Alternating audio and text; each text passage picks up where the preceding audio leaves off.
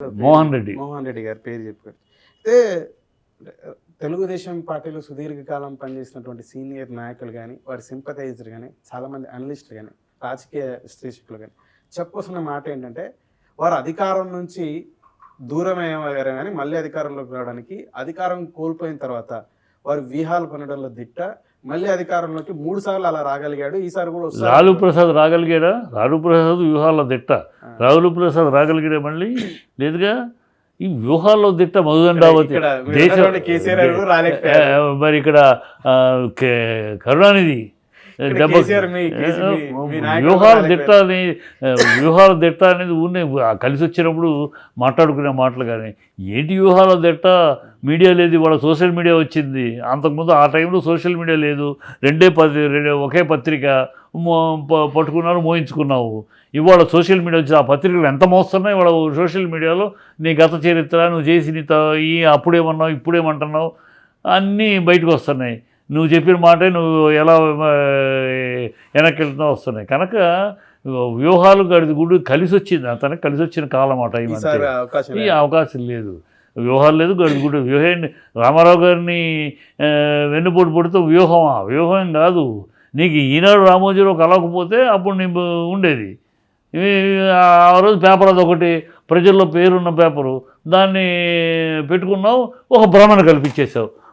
కల్పించేసేసి అసలు ఏమిటో లక్ష్మీపార్వతి అది అయిపోయింది, ఇది అయిపోయింది, మీ ఆస్తులన్నీ అయిపోతాయి, కుటుంబంలో కలహాలు పుట్టించేసి కల్లోలం చేయించేసేసి లబ్ధి పొందావు. అది కూడా అది కుదరదు. ఈసారి గెలుస్తున్నామని చెప్పేసి లోకేష్ గారు కూడా గంట పదంగా వారి ఎక్సైజ్ కూడా బ్యాక్ ఎండ్ లో. లోకేష్ కూడా ఒక నాయకుడేనమ్మా. లోకేష్ కూడా మాటలు కూడా అతను చేసిన 94 నియోజకవర్గ ఎవరైతే క్యాండిడేట్ వీరే సెలెక్ట్ చేశారు. లోకేష్ కూడా ఒక రాజకీయ నాయకుడు, పెద్ద విశ్లేషణ, అతనికి పెద్ద నాలెడ్జి. అబ్బాయి సీఎం అయ్యేటప్పటికి ఓడిపోయినా మినిస్టర్ అయ్యాడు. అంత తప్పితే అతనికి ఏమి నాలెడ్జ్ ఉంది రాజకీయంగా? ఏమి నాలెడ్జ్ ఉందని, ఏమి రాజకీయంగా అవగాహన, ప్రజల మీద అవగాహన ఏముందని? చంద్రబాబుకి ఏదైనా ఉందని అంటే అర్థం ఉంది. కానీ లోకేష్ కూడా పెద్ద అవగాహన ఉన్నవాడిలాగా, వాడికి కూడా ఏమో తెలుసు అన్నట్టుగా మనం మాట్లాడుకుంటే ఎట్లా? తండ్రి చాటు బిడ్డ, తండ్రి సీఎంగా అయితే తను మినిస్టర్ అయ్యాడు. అంతే తప్పితే తనకి అంతకన్నా ఏముంది? ఒంటరిగా తండ్రి లేకుండా ఒంటరిగా వెళ్తే నిలబడగలడా? ఒక చోటైనా, ఒక మీటింగ్ అయినా? ఏం లేదు, ఉండలేడు. ఉన్ని అతను కూడా సమయం ఉన్నప్పుడు సమయాన్ని ప్రతోడు అంటారే, ఇది ప్రతోడు పెద్దోడు అవుతాడని, కుక్కల పెళ్ళికి అందరూ సామెత ఉంది. అట్లాగూ సీఎం చంద్రబాబు కొడుకోబట్టి మినిస్టర్ అయ్యాడు, లేకపోతే ఎమ్మెల్యే కూడా కాలేదు. 19 వరకు మీరు చెప్పిన పరిస్థితులు. కానీ ఈ 19 నుంచి 24 ఈ 5 సంవత్సరాల కాలంలో చాలా వరకు లోకేష్ గారు రాటు తేలారు. ఏమి రాటు తేలాడు? ఎందుకని యోగళం ఎందుకు ఆపేశాడు? యోగళంలో ఎక్కడా ఏం అడుగుతా అంటే ప్రశ్నలు లేవు. యోగళానికి వెళ్ళిపోయి వాడిని వీడిని తిట్టడం తప్పితే ఏమి ప్రజలు నిలదీసి అడిగే ప్రశ్న. మరి మీ హయాంలో ఎందుకు చేయలేదు? ఇవాళ చెప్తున్నారు కదా మీరు ఎందుకు చేయలేదు అని అడిగారు ప్రజలు చాలా చోట్ల. లేదు అప్పుడు చేయలేదు, ఇప్పుడు చేస్తామని. ఏ నమ్మకం ఏంటి? మీరు అప్పుడు ఉన్నప్పుడు అధికారంలో ఉన్నప్పుడేమో ఏం చేయలేదు, ఇప్పుడు వచ్చి కొత్తగా చూస్తారా మీరు అని ప్రజలు అడిగితే సమాధానం చెప్పలేక, యువత లేదు, ఏమి లేదు. టిఫిన్ తినడానికి, మెక్కి తినడానికి బ్రేక్ఫాస్టు, స్నాక్స్ టూర్ తప్పితే అది వేరే టూర్ కాదు. అందుకని ఆగిపోయింది. యువగళం ఎందుకు ఆగింది? వారాహి ఎందుకు ఆగింది? రెస్పాన్స్ లేకపోతే, ప్రజల నుంచి రెస్పాన్స్ లేదు, ఉత్సాహం లేదు, అందువల్ల ఆగిపోయినాయి. ఇవాళ చంద్రబాబు మీటింగ్లకు ఎందుకు జనరాట్లా? ఇదే నేను చెప్పిన రీజన్. అందుకనే ఇవాళ అపోజిషన్ అనేది అని ప్రజల్లో లేదు. ప్రజల్లో వీళ్ళు మీడియాలో చెప్పుకోవాలి తప్పితే ప్రజల్లో వాళ్ళకు సంధించే ప్రశ్నలు, ఓటరు సంధించే ప్రశ్నలకు వాళ్ళ దగ్గర సమాధానం లేదు. సో అందుకని ఓటరు జగన్ బదులు ఇంకోహళ్ళు అని ఆలోచన వచ్చినా ఇంకోహళ్ళు కనపట్టలేదు. కనుక known devil is better than angel అన్నారు. తెలియని ఎవడు కన్నా తెలిసిన దెయ్యమే బెటర్. తెలియని సార్ ఈ పరిస్థితి గ్రామాలలో అలాగే పట్టణాల్లో, అంటే విలేజ్ అండ్ అర్బన్లో కూడా ఉందా, లేకపోతే ఓన్లీ విలేజ్ వరకు? టోటల్ లేదు సార్. చాలా మంది చెప్పుకొస్తున్నది ఏంటంటే, ఇక్కడ మన తెలంగాణ ఎలక్షన్స్ అయినాయి కదా, ఇక్కడ విలేజ్లో యాంటీ ఓట్ ఎక్కువ ఉండింది, అది కాంగ్రెస్ వైపు మళ్ళింది. ఏపీకి వచ్చేసరికి విలేజ్లో జగన్మోహన్ రెడ్డి గారికి పాజిటివ్ ఉంది. విశ్లేషణ ఎవరు చెప్పారో చాలా తప్పు. ఇక్కడ తెలంగాణలో విలేజ్లో అగెన్స్ట్, సిటీలో అగెన్స్ట్ అదేం కాదు. సార్ ఎక్కడ అగెన్స్ట్ లేదు. రెండు విషయాల్లో మిస్ఫైర్ అయ్యింది. ఇక్కడ అగెన్స్ట్ అయితే ఇక్కడ మొత్తం ఇక్కడ ఇంటీరియర్ విలేజ్ సిటీని చుట్టుకున్న విలేజెస్లో కూడా పోవాలి కదా, కానీ మొత్తం రంగారెడ్డి జిల్లా అక్కడ విలేజెస్లో రూరల్లో పోవటానికి అన్ని చోట్ల పోవటానికి దళిత బంధు,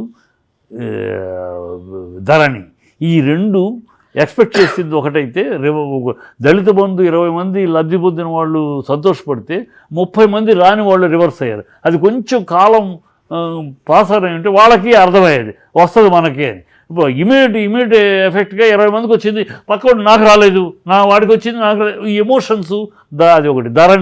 ధరణిలో న్యాయంగా జరిగింది కొన్ని ఎన్నాళ్ళు వాడు వాడుకుంటున్నాడు భూమి, ల్యాండ్ ప్రభుత్వ భూమి, వాడు దున్నుకుంటున్నాడు, వాడుకుంటున్నాడు, ఎంజాయ్ చేస్తున్నాడు. సడన్గా అది నీది కాదు ప్రభుత్వంది అని అనేటువంటి టక్కన తట్టుకోవాలి. నాది కాదు ప్రభుత్వం తీసుకుంటుంది, ప్రభుత్వానికి ఇచ్చేయాలి అనే ఆలోచన, ఆ క్లారిఫికేషన్ వాడికి ఇవ్వడానికి కూడా టైం లేదు. సో ధరణి రివర్స్ అయింది. ఈ రెండు ఎక్కడ సిటీలో లేవు, ఈ రెండు కూడా రూరల్లో. ఆ ఎఫెక్ట్ తప్పితే అక్కడ వ్యతిరేకత సమర్థత లేదు. సమర్థత ఉంటే, వ్యతిరేకత ఉంటే 54 సీట్లలో కాంగ్రెస్ ఓడిపోదు. కాంగ్రెస్ గెలిచింది ఆఫ్టర్ ఆల్ 64, 54 సీట్లు కాంగ్రెస్ ఓడిపోయింది. దానికే రేవంత్ రెడ్డి బట్టలు ఉడదీస్తా, ప్యాంట్ ఉడదీస్తా అని అంటున్నాడు. వాళ్ళు 54 సీట్లు ప్రజలు తోసేశారంటే ఏం ఊడదీసి పంపించారు మిమ్మల్ని? 64 గెలిచింది, 54 ఓడిపోయారు కదా. 54 సీట్లు అంటే ఏం ఓడదీశారు మీకు? అన్నీ ఓడదీసి పంపించినట్టే కదా. ఈ పిచ్చి వాగుళ్ళన్నీ వాగుతూ ఉంటారు. రాజకీయం రేవంత్ రెడ్డి ఆ వాగుడు అంతే, అలా వాగుతూ ఉంటాడు. అదే ప్రజలు అసహించుకుంటారు. ఆంధ్రాకు వచ్చేటప్పటికి ఏమైంది? ఈ పాయింట్ కాదు అక్కడ వ్యతిరేకత.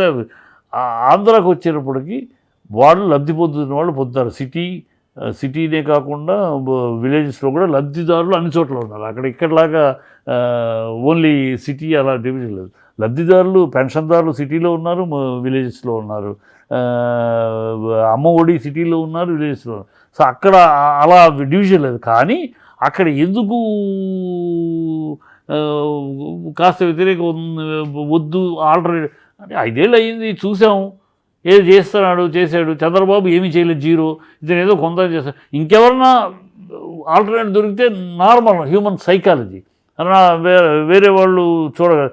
అది ఉంటే వేరే వాళ్ళు కనపట్ల. మళ్ళీ ఆ పాత చింతకాయ పచ్చడి ఆ చంద్రబాబే. ఎందుకు కానీ ఏ విచక్షణ లేని, ఏ విజ్ఞానం లేని, అర్ధజ్ఞాని, అజ్ఞాని, ఆవేశం తప్పితే ఆలోచన లేని పవన్ కళ్యాణ్ ఈ ముసుగేసుకుని కార్యకర్తలకు ద్రోహం చేసి, అసలు సిద్ధాంతానికి విరుద్ధంగా పనిచేసి బీజేపీకి పనిచేసే వ్యక్తిత్వం కోల్పోయిన బీజేపీ. ఇలా ఈ దండుపాడాలు, ఈ గ్యాంగ్ మునిగి కన్నా ఉన్నవాడే బెటరు. ఏదో నవరత్నాలని అవన్నీ లబ్ధాలు జరుగుతున్నాయి, లెట్ హిమ్ ప్రొసీడ్ అనే యాంగిల్లో ఉన్నారు. అంతే తప్పితే అక్కడిక్కడ చాలా తేడా ఉంది. సరే, ఎన్ని స్థానాల్లో గెలవచ్చు అంటారు వైసీపీ? ఇంకా జగన్మోహన్ రెడ్డి గారు చెప్తున్నారు ఈసారి 175 కాకపోయినా పోయినసారికి ఏమి తగ్గదమ్మా. 150 సీట్లు వస్తాయి. పోయినసారి కన్నా ఏం తగ్గదు. ఎందుకంటే మేము గ్రౌండ్ రియాలిటీలో చూస్తున్నాం. పవన్ కళ్యాణ్ గారికి జనసేనకి ఇచ్చినటువంటి 24 స్థానాల్లో ఏ మేరకు గెలవచ్చు? 2 గెలిస్తే బెటర్. 2 లేక 4. ఆ 24లో ఆ 2 4 అంతకు మించి పవన్ కళ్యాణ్ గారు గెలిచే అవకాశం ఉందంటారా? ఎక్కడి నుంచి ఉంటాడో తెలియదు. ఇక్కడ ఇంకో స్ట్రోక్ ఉంది. ఇక్కడ మీకు చెప్పాలి, మేము చూస్తా ఉండండి. చంద్రబాబుని అంత సామాన్యుడు కాదు, ఎలా ముంచాలో బాగా తెలిసిన. ఏంటంటే ఇప్పుడు పవన్ కళ్యాణ్ ఏమి ఉద్యోగిస్తాడంటే, అందుకని అనౌన్స్ చేయాలి టికెట్. నువ్వు ఎమ్మెల్యే వద్దు. ఎందుకు వద్దు ఎమ్మెల్యే? అతని మనసులో ఎందుకు ఎమ్మెల్యే వద్దు అంటే, ఎమ్మెల్యే అయ్యి అసెంబ్లీలోకి అడుగు పెట్టాడు అనుకో పవన్, తనతో పాటు పవన్ కూడా అడుగు పెడితే 2 లీడర్షిప్ అవుద్ది. అసెంబ్లీలో 2 లీడర్షిప్. ఎలాగూ పవన్ కళ్యాణ్ డామ్ డూమ్ అని అరిచే విధంగా తను అరవలేడు. సో తనకు మాస్ ఫాలోయింగ్ ఎక్కువైపోద్ది. సో లీడర్షిప్ 2 లీడర్షిప్ అది అంగీకరించడు. అసెంబ్లీలో తనే నాయకుడు, తన కొడుకే నాయకుడు, తర్వాత ఇంకెవ్వడు ఉండడానికి లేదు. ఇంకో పవర్ పెరగడానికి ఇష్టపడి చంద్రబాబు చరిత్రను చూసుకుంటే సెకండ్ లీడర్షిప్ని పెరగనివ్వడు, ఎవరినే పెరగనివ్వడు. అలాగూ పవన్ని అసెంబ్లీకి రానివ్వడు. అందుకని ఏం చేస్తాడు, ఒకటి నుంచోబెట్టి ఓడిస్తాడు. నీ బతుకు ఇంతే అని తేల్చి చెప్తాడు. ఇప్పుడు తేల్చేప్పుడు నీ బతుకు ఇంతే, నీ కెపాసిటీ 24 అంతకు మించి లేదు అని తేల్చి చెప్పినట్టు చెప్పేశాడు. రేపు ఓడిస్తాడు. లేదు ఇంకోటి చేస్తారా అంటే ఎంపీకి నుంచోమని అడుగుతాడు. నీకు వద్దు ఎమ్మెల్యే వద్దు పవన్, నువ్వు ఎంపీ నుంచో, నీకు సెంట్రల్లో కూడా ఉంటుంది, మన పార్టీ తరఫున ఢిల్లీలో వాయిస్ నీ వాయిసే కరెక్టు, నువ్వైతే కరెక్ట్గా ఉంటావు, నువ్వు ఎంపీగా వెళ్ళు, ఎంపీలుగా వెళ్ళు, సెంట్రల్ మినిస్టర్ అవకాశం ఉంటే వెళ్ళొచ్చు, మనం బీజేపీతో కలుస్తాం, కలిస్తే నువ్వు సెంట్రల్ మినిస్టర్ కూడా అవ్వచ్చు, నువ్వు ఎంపీగా వెళ్ళు అని చెప్పి ఇప్పుడు అందుకని అనౌన్స్ చేయాలి. ఎంపీ సీటుకి అతను తోపుతున్నారు, అతన్ని కన్విన్స్ చేసి అలా ఎంపీకి నిలబెట్టేసేసి అతను ఎంపీకి అటు పోతాడు, ఓడిస్తారు, ఎంపీగా ఓడిస్తారు. అసెంబ్లీ లేదు, నీ బతుకు ఇంతే, నువ్వు అసెంబ్లీలో నువ్వు ఎంపీగా గెలవలేవు, దేనికి లేవు, నేను నా వల్ల ఏదో 4 సీట్లు బతికేవు, లేకపోతే నువ్వు అడ్రస్ ఇంతే అంటాడు చంద్రబాబు నాయుడు.